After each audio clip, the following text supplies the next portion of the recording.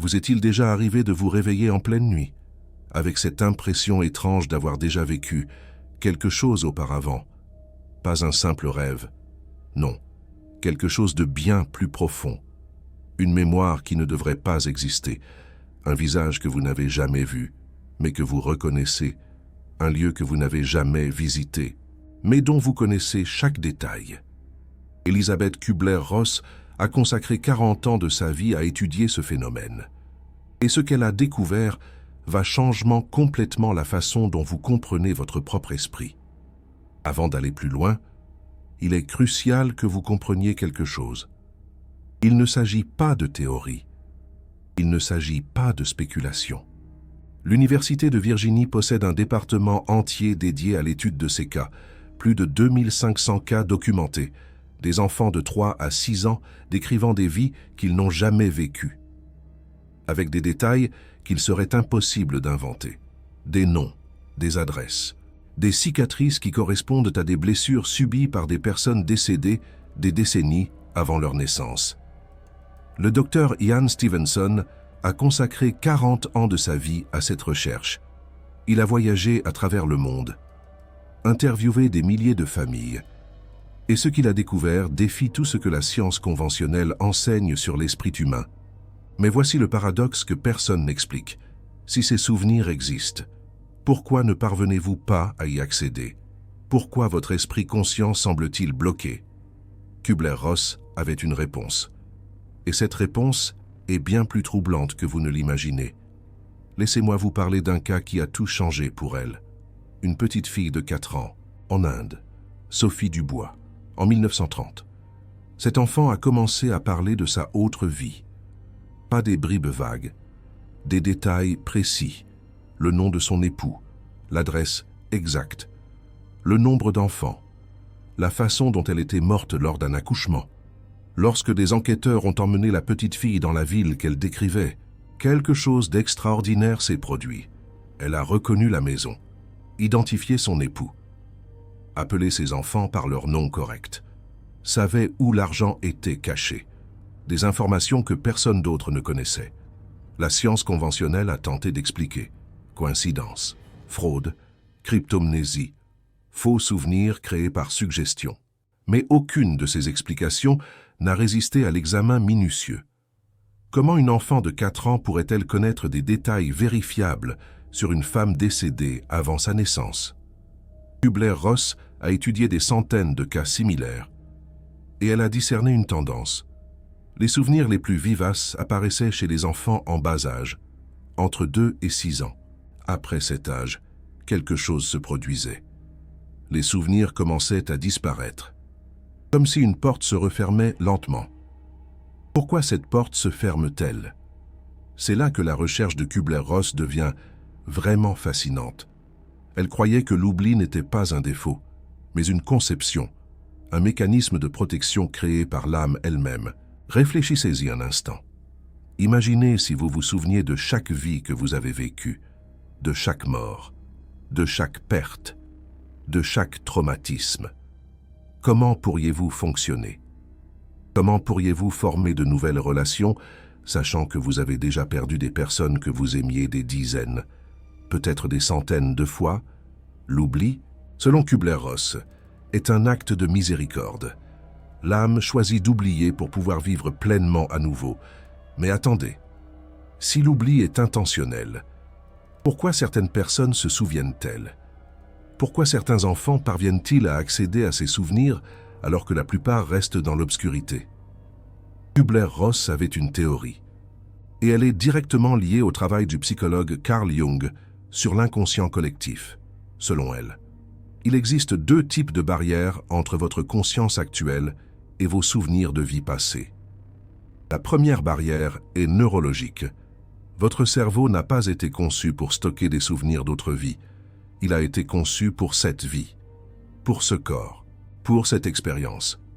Les souvenirs de vie passée ne sont pas dans votre cerveau. Ils se trouvent dans quelque chose que Kübler-Ross appelait la conscience élargie. Quelque chose qui existe au-delà du cerveau physique.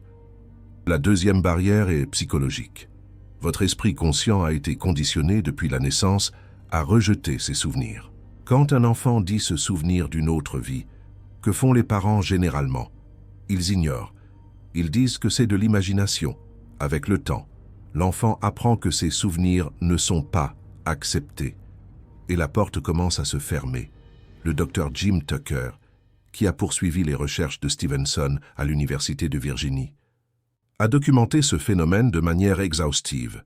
Dans une étude publiée en 2024, il a suivi des adultes qui avaient rapporté des souvenirs de vie passée lorsqu'ils étaient enfants. La plupart ont perdu l'accès à ces souvenirs. Mais certains en ont conservé des fragments.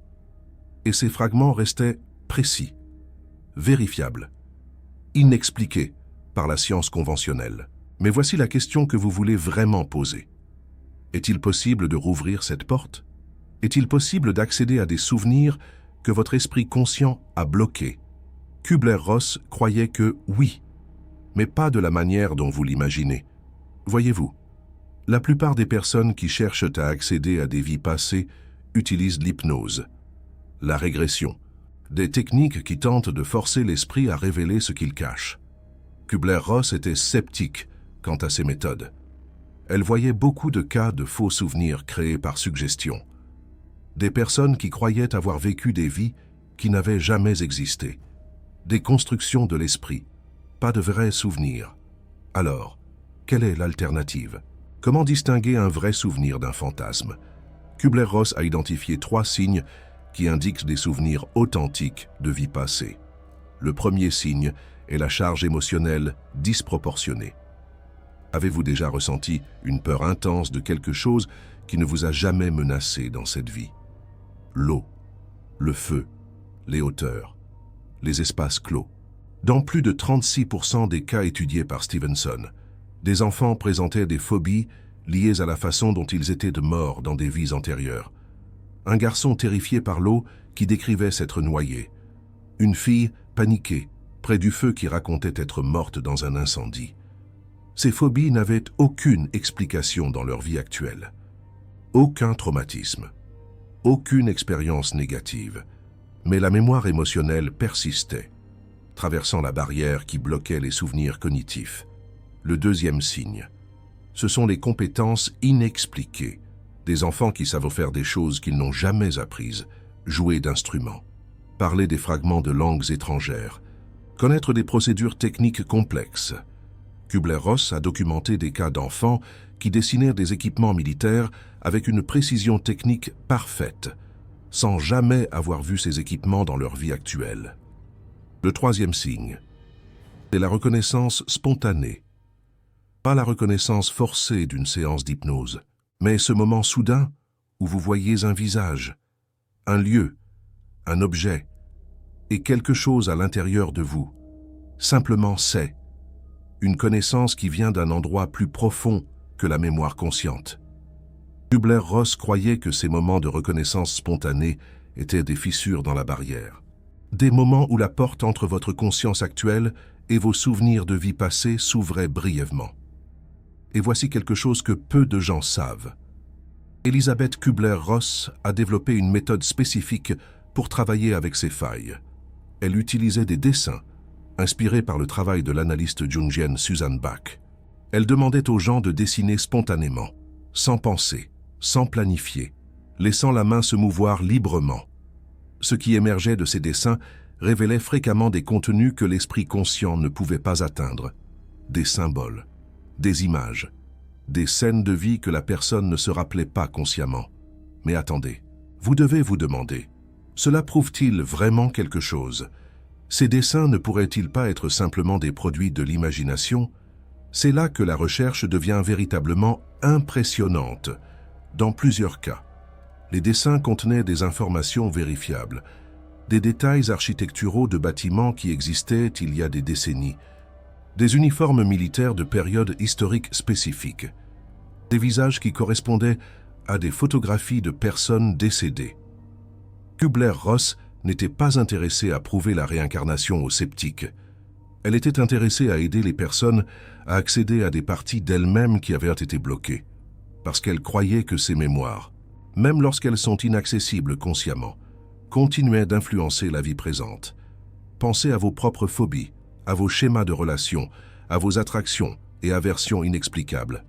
Kübler-Ross suggérait que beaucoup de ces schémas avaient des racines dans des expériences de vies antérieures, non pas comme un destin immuable, mais comme des tendances qui pouvaient être comprises et transformées.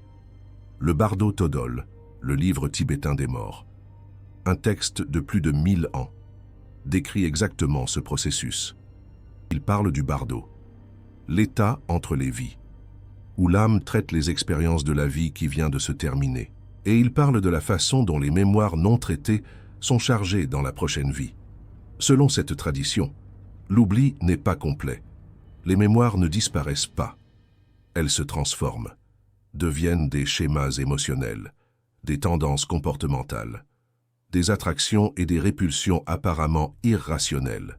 Kübler-Ross voyait une consonance entre cette sagesse ancienne et ses observations cliniques modernes. Des patients qui surmontèrent des peurs apparemment irrationnelles lorsqu'ils réussissaient à accéder à la mémoire originale, même si cette mémoire venait d'une autre vie. Mais voici la révélation la plus perturbante de toutes. Et si le blocage n'était pas seulement une protection, et si c'était aussi un choix, Kübler-Ross, dans ses dernières années, a développé une vision encore plus radicale. Elle croyait qu'avant de naître, chaque âme passe par un processus de planification. Elle choisit ses parents, elle choisit les circonstances, elle choisit même les défis qu'elle va affronter. Et une partie de ce choix inclut la mesure dans laquelle elle va se souvenir de ses vies antérieures. Certaines âmes choisissent d'oublier complètement. Un nouveau départ total, une page blanche. D'autres choisissent de conserver des fragments, des indices qui peuvent être suivis si la personne est prête. Selon cette vision, le fait que vous regardiez cette vidéo n'est pas accidentel. Quelque chose à l'intérieur de vous est en train de chercher. Quelque chose à l'intérieur de vous sait qu'il existe plus que ce que votre esprit conscient peut atteindre. Et ce propre acte de recherche peut être le commencement d'un processus de remémoration. Kübler-Ross ne promettait pas des mémoires claires et précises de vies antérieures. Ce qu'elle promettait était quelque chose de différent. Une reconnexion avec des parties de vous-même qui ont été oubliées. Une compréhension plus profonde de pourquoi vous êtes qui vous êtes.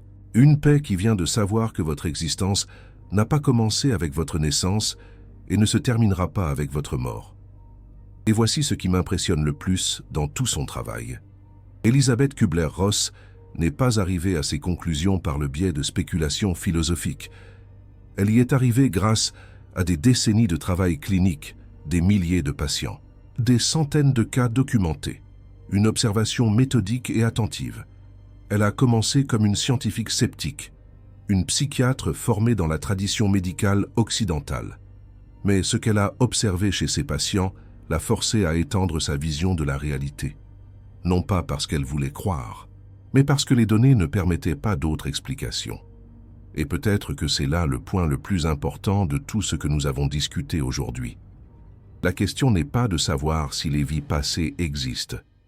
La question est de savoir ce que vous allez faire de la possibilité qu'elles existent. Comment cela change-t-il la façon dont vous vivez votre vie actuelle? Comment cela change-t-il la façon dont vous gérez vos peurs, vos schémas, vos connexions inexplicables? Kübler-Ross croyait que même sans accéder à des mémoires spécifiques, la simple reconnaissance que vous êtes plus que cette vie peut être transformatrice. Cela peut apporter une perspective différente sur vos défis. Cela peut apporter la paix face à la mort. Cela peut apporter une sensation de continuité qui transcende le temps. Si vous retirez de la valeur de cette vidéo, du temps et de la recherche qu'il a fallu pour compiler ces informations, envisagez de cliquer sur le Super Thanks. Vous ne soutenez pas seulement cette chaîne. Vous soutenez la diffusion de connaissances que les institutions traditionnelles préfèrent ignorer, des vérités sur la nature de la conscience qui défient les paradigmes établis. Chaque Super Thanks est un vote de confiance dans la recherche d'une compréhension plus profonde. Pour en revenir à ce que Kübler-Ross nous a enseigné, elle a développé un exercice simple que n'importe qui peut faire. Il ne nécessite pas d'hypnose, il ne nécessite pas de thérapeute, juste quelques minutes de silence et d'honnêteté avec soi-même.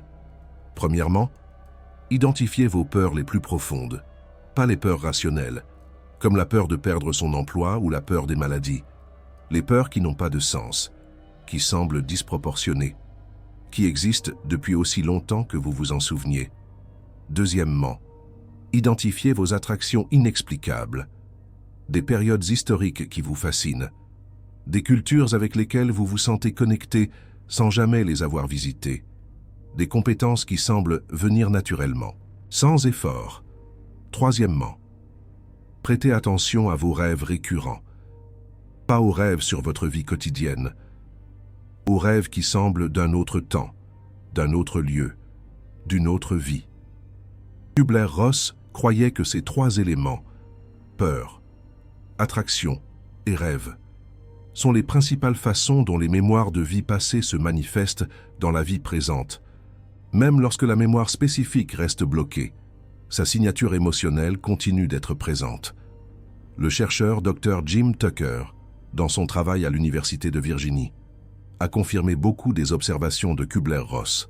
Il a documenté des enfants avec des phobies spécifiques qui correspondaient exactement à la forme de mort rapportée dans leurs supposées vies antérieures. Des enfants avec des marques de naissance, à des endroits qui correspondaient à des blessures mortelles des personnes qu'ils affirmaient avoir été. Ce n'est pas du mysticisme. C'est de la recherche empirique publiée dans des revues scientifiques évaluées par des pairs. Frontier in Psychology, Journal of Nervous and Mental Disease. Explore, The Journal of Science and Healing. La science n'a pas d'explication conventionnelle pour ces phénomènes. Et voici le point crucial. L'absence d'explication conventionnelle ne signifie pas que le phénomène n'existe pas.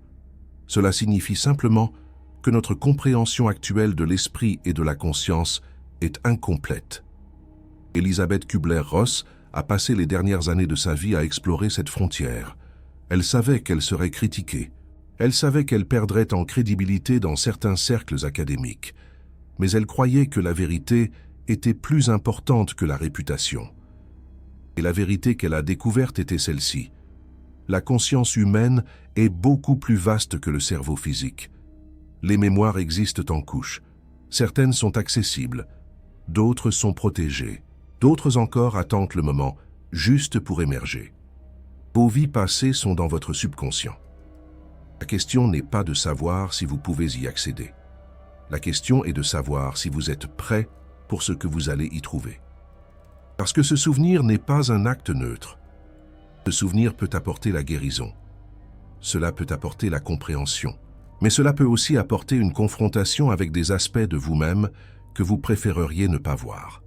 Des vies où vous n'étiez pas la victime. Des vies où vous étiez l'agresseur. Des choix qui ont entraîné de la douleur pour les autres. Kübler-Ross croyait que cette confrontation était une partie essentielle de la croissance de l'âme. Que nous portions non seulement des mémoires, mais aussi des dettes karmiques, des schémas qui doivent être résolus, des relations qui doivent être guéries. Et c'est peut-être pour cela que la porte reste fermée pour la plupart. Non pas comme une punition, mais comme une protection.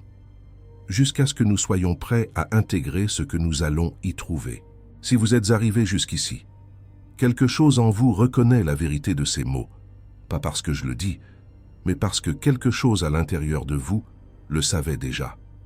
Quelque chose à l'intérieur de vous a toujours su que cette vie n'est pas la première, et que ce ne sera pas la dernière. Elisabeth Kübler-Ross nous a quittés en 2004, mais son travail continue à travers des chercheurs comme Jim Tucker et l'équipe de la Division of Perceptual Studies de l'Université de Virginie. La recherche avance, les cas s'accumulent, les preuves se multiplient. Et vous, en ce moment, vous faites partie de cette histoire. Non pas comme un observateur passif, mais comme quelqu'un qui a choisi de chercher, qui a choisi de questionner, qui a choisi de garder l'esprit ouvert aux possibilités que la plupart préfèrent ignorer. Ce n'est pas une coïncidence. Selon la propre vision de Kübler-Ross, rien n'est une coïncidence. Vous êtes ici parce qu'il était temps d'être ici, parce que quelque chose à l'intérieur de vous était prêt à entendre. La question est, et maintenant, que faites-vous de cette information? Continuez-vous à vivre comme si c'était votre seule vie? Ou commencez-vous à prêter attention aux signaux, aux peurs qui n'ont pas de sens, aux attractions inexplicables, aux rêves qui ressemblent à des mémoires? Kübler-Ross disait que le premier pas n'est pas de se souvenir. Le premier pas est de permettre. Permettre que la possibilité existe. Permettre à votre esprit conscient de relâcher sa garde. Permettre que des fragments viennent à vous quand ils seront prêts. Et c'est ainsi que la porte commence à s'ouvrir. Pas avec force. Pas avec des techniques élaborées, mais avec permission, avec ouverture, avec le courage d'affronter ce que vous pouvez trouver de l'autre côté. Une question finale pour vous, et je veux que vous répondiez honnêtement dans les commentaires. Avez-vous déjà eu une expérience que vous ne pouvez pas expliquer avec cette vie? Une peur, une connexion, une reconnaissance, quelque chose qui venait d'un endroit plus profond que votre mémoire consciente. Partagez votre expérience, non pas pour me convaincre, non pas pour convaincre quiconque, mais parce que le propre acte de partager peut faire partie du processus. Cela peut être le début de la remémoration de qui vous êtes vraiment. Kübler-Ross croyait que nous sommes beaucoup plus que ce que nous pensons, beaucoup plus anciens, beaucoup plus sages, beaucoup plus connectés que notre esprit conscient ne nous le permet de percevoir. Et peut-être, juste peut-être, est-ce là la vérité la plus importante qu'elle nous ait laissée? Non pas que les vies passées existent, mais que vous le savez déjà. Vous l'avez toujours su. Vous l'avez seulement oublié temporairement. Et maintenant, en ce moment, quelque chose à l'intérieur de vous commence à se souvenir.